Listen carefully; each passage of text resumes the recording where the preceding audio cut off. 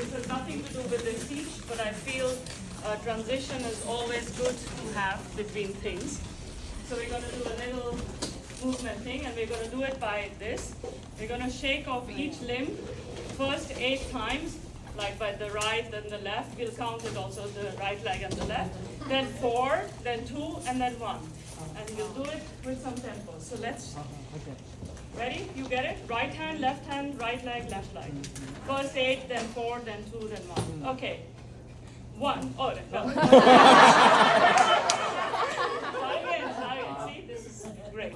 Okay. 1, 2, 3, 4, 5, 6, 7, 8. 1, 2, 3, 4, 5, 6, 7, 8. 1, 2, 3, 6, 7, 8. And please speak. 5, 6, 7, 8. 1, 2, 3, 4. 5, 2, 3, 4. 1, 2, 3, 4. 1, 2, 3, 4. 1, 2, 1, 2, 1, 2, 1, 2, 1.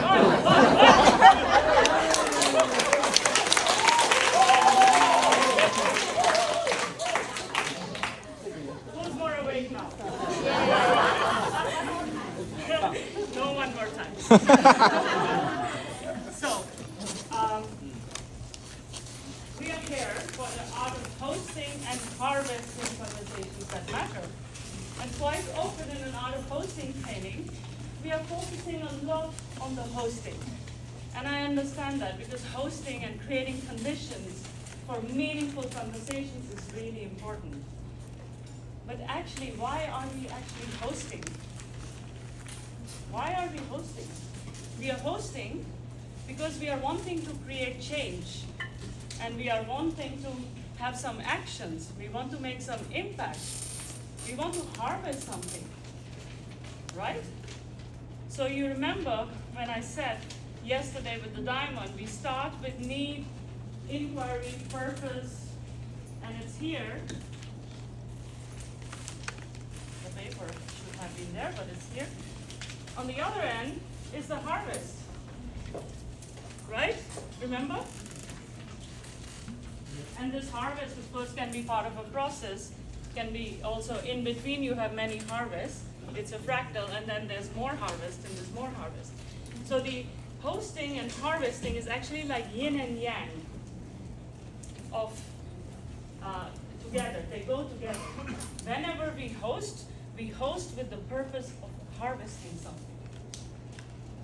And so when you do participatory hosting, you also know, we know, that the best way to harvest is also participatory. How many of us have been in a hosted participatory experience where a lot of us come together, we have given a lot of ideas, and then one person comes in and says, okay, I've heard everybody, this is what we're going to do next.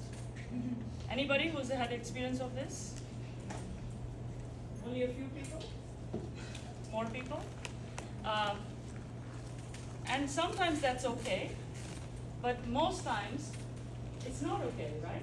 It's a bit like, hey, you called us together, we had these meetings, we made all these post-it notes, we put in our energy, our skill, our time, but we don't feel listened to and you don't feel you contributed. And especially what happens is the voice of the minorities or the ones who don't speak up, maybe the less dominant in a democracy, that's what happens, right? The majority wins. If it's an election with 51% and 49%, it doesn't mean that the 49% don't deserve to be heard, right? So harvesting is a very important skill and a very necessary skill to make wise actions together. And it's critical to set conditions from harvest. So in the art of hosting, and this is one of the coolest things of any kind of process design or any kind of event design, we design from harvest. So actually, you have a purpose and you have a harvest in mind, and you don't just have a harvest in mind, there is a way you figure out what you want to harvest, quite often by talking to a lot of people, by stakeholders, and then sensing in what is it that they want. So you don't just cook it up, but you do it in a participatory way also, determining what's the harvest you have. And then you're standing here, you're looking at your goal or your purpose, And you're like, how do I need to reach here from there? That is called designing from harvest. And tomorrow we will hear a little bit more about that process, how do we do that. So we are in learning. But today, this particular moment, Sarah and I are going to tell you a little bit more about the art of harvesting. So what makes a participatory harvesting, or what makes harvesting like really, what are some of the elements which are really important? There is a fantastic, I don't know what it's called when you take an abbreviation of something, when you cook up a new word. It's an acronym, but it's not really an acronym. But anyway, I forgot that word, and that's not important. It's called plume in this case. Plume is also a feather. And plume was a, composed of, my language gone. It was compiled by Chris Corrigan, by Rowan Stevenson, and one or two other people. Also, the name has somehow it's end of the day. I don't know if Monica was part of it, but Amanda, maybe. I'll look it up. We'll tell it, and it's in the workbook, so you'll find it. So Plume was compiled by them through their practice. They noticed, oh, these are actually elements of harvesting, which are really incredible, and which are really critical for us to be able to harvest with integrity and in a good participatory way. Slow down. We're still trying to get Plume. Plume? It's an acronym, and I'm going to explain it. It's going to come. It's coming. Plume just means literally a feather or a. Yes, it's coming. But before I go to plume, I forgot actually. There was another thing I forgot in the process. So, park the plume. When we are going through that journey from your purpose to the harvest, a couple of things happen in that diamond. When we are doing in that divergent phase, we are talking to a lot of people. We are collecting data, right? So, so data happens in this time. You're talking to people and you're collecting different pieces of information, which happens. So as you're coming towards the grown zone, you start to see some patterns or clusters of the different data. And so it turns into information, right? I'm not going to go much into detail of this because we have limited time, and also knowing that harvesting requires a whole 2 days of training or 3 days in itself. But it's really great to give you a little bit of tidbits so it gets your appetite a little bit up for it. So some sense making of data is information. From there, you move into the phase of knowledge. When you are sense making around the grown zone, you're like, I don't know what's going on. You start to see patterns. You start to learn some things. There's a bit of sense making. And that's the phase of knowledge, which is what you start to create. And when you converge into decisions, it's integrating that data and the knowledge that you have created into your actions. So this is the process, how it goes. So these are different layers, what happens when you're walking down the path of any process. So I wanted to just name that without going into too much detail. So now we're back to Plume. Yay. Plume is great. You will like Plume. I hope. So the first one, the P, is for, thank you. Could you actually just place that slide for me around, upside down? The first one is participating.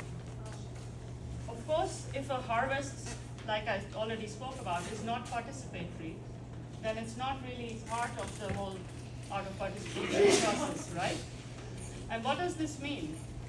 This means that all the voices are being heard. It's by the people, for the people. So the decision making is not just by somebody up in a hierarchy, but it's actually the sense making is happening at the level of all the people who are part of that process. Also remember I said yesterday, if it's about them, don't do it without them. And that's really a critical condition for a harvest to be a good harvest. So you can make wise actions from there. And it's also about taking all of this data and sense making together. So it's really a together thing. Let's place that here. No, what is this? Is this the next one? Yeah. So plume. The L of the plume is learning. And it's not just knowledge. It's not just something we can find in a book. Because in a participatory process, we are learning as we are going through the process. It's not just learning about data or numbers. It's also about what is present, how am I changing? Who am I in relationship to you?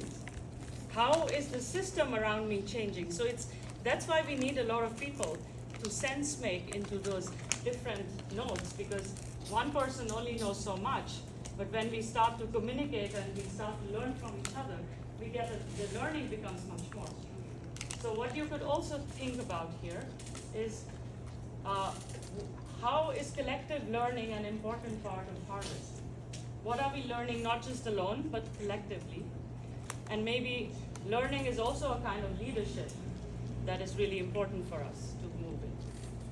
So any process that you design, be ready to learn from it, and don't just impose, I already know this, so you close your antenna for new learning, right? So I see some head shakes, which means you're awake to it. The third element is useful, which is which helps us in understanding, okay, is it useful for the people we are designing something for? The mode that we use of harvesting, is it useful for the ones who, can they actually use it? Because if somebody asks you to do a certain process and your harvest is a poem, maybe they cannot use it, right? It's a drawing, maybe they cannot use it. And maybe it's a very thick report, but people in a village don't want to read it. You go to a village to do a work with farmers, and your final harvest is such a big report, but those people are not even educated. It's not very useful, right? Harvest. So it's very good, important to think about what is useful in terms of which will help those people and the process to move forward. So that's important to know the context. Please, at any moment, if a story comes up, please share. Just having that invitation. And I'm almost done with these things. This is one of my favorites. The M is for multimodal. And the reason why this is one of my favorites is because I feel that as part of the colonized way of working that we work with, there's only certain ways that are accepted of harvesting. Quite often, it's only the written word or things in a certain structure. But anything creative, or the way we were as indigenous, we used to harvest a lot with song and dance. This was how we used to learn.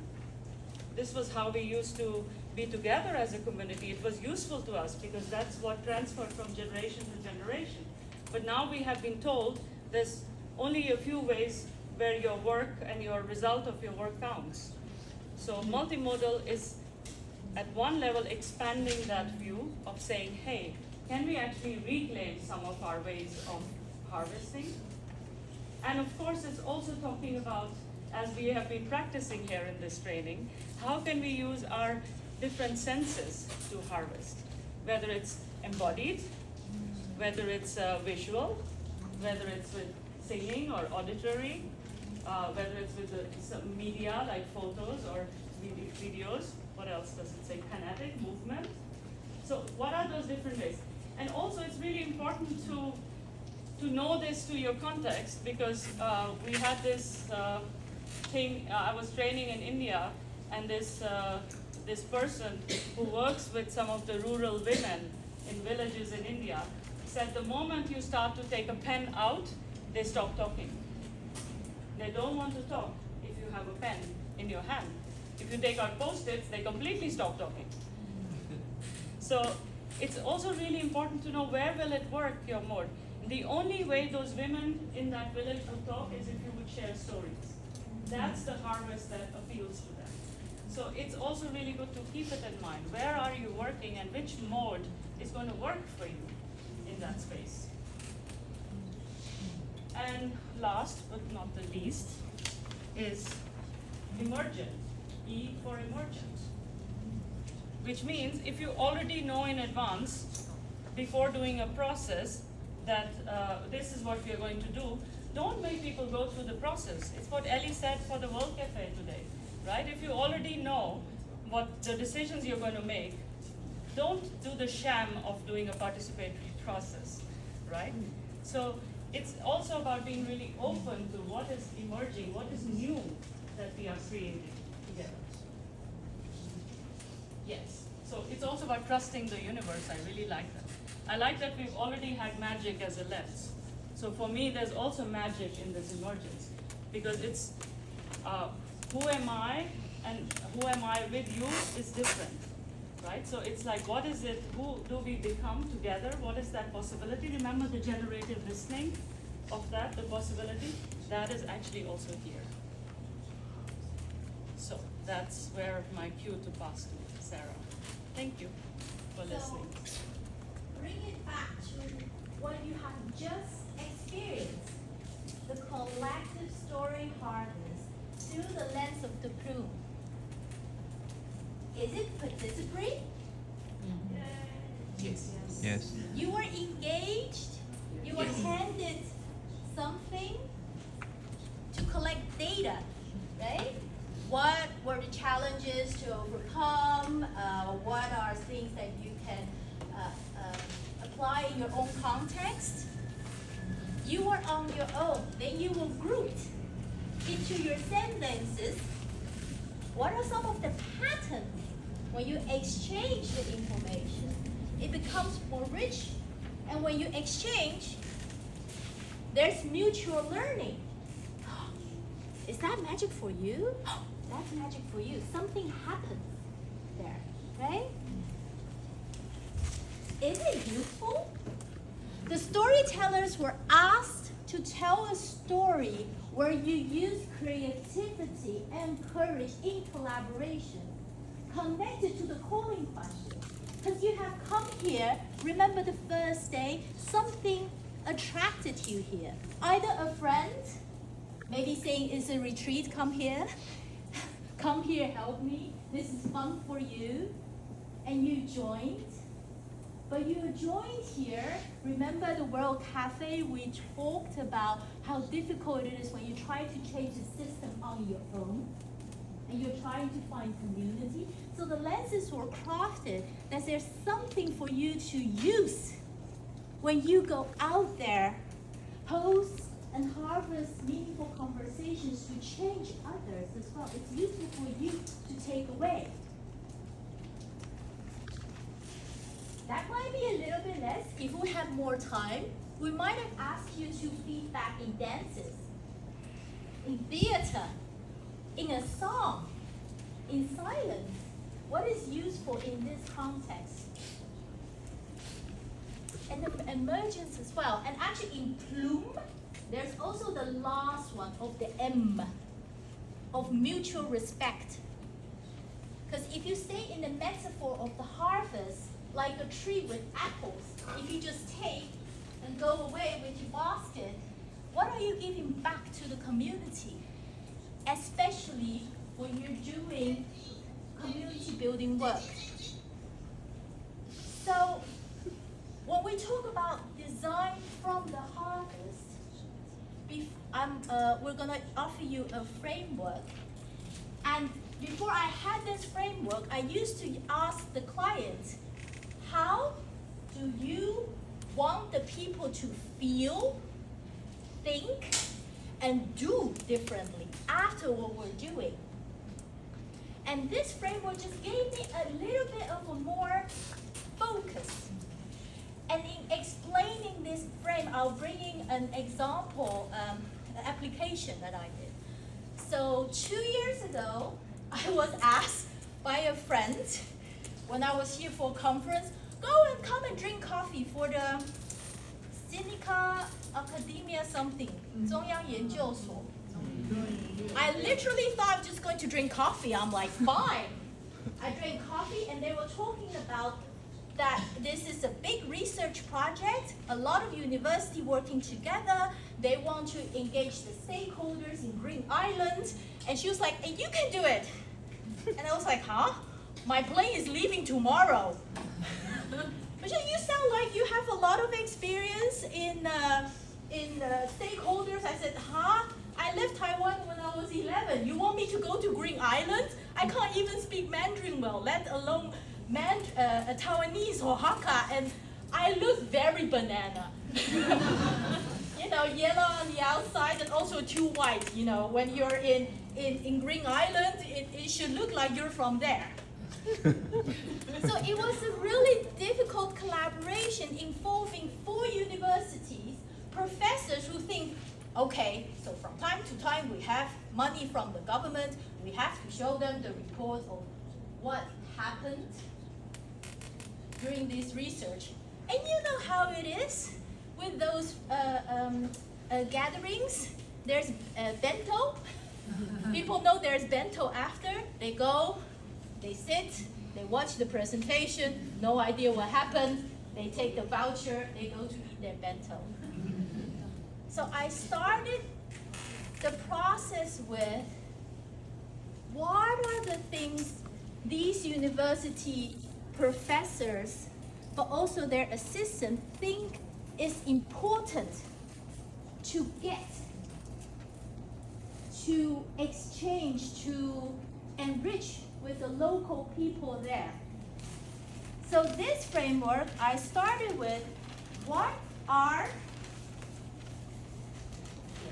the tangible, the things that you can touch. So this is tangible. So if this is the square, 4 squares, so on here is tangible. Thank you. Wait. The other end is the intangible. Things that you cannot touch.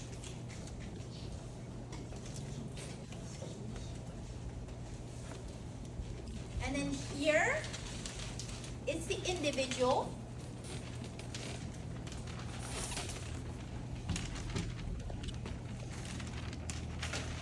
And the other end is the collective. So that means you have 4 quadrants. I'm based in the Netherlands. There's time difference. So I made a mural with this, and then literally ask on the mural, when it comes to tangible and individual, what are the things you want the people to have after that presentation? That might be, oh, I want to know what happened to the fishes in the ocean near Green Island. Why were the fishes I used to see when I was young, they are no longer here anymore? I want to have this percentage or whatever. These are tangible things that I can have. That might be one. What might be other possible tangible individual level things that someone would want in this context? No good or bad answer, just some reactions. Individual, tangible. Some of them said, I want them to know others outside of community, so maybe one name from, I don't know, another street. So something tangible that you can put in the top row. Note, yes, the notes you made when you went there.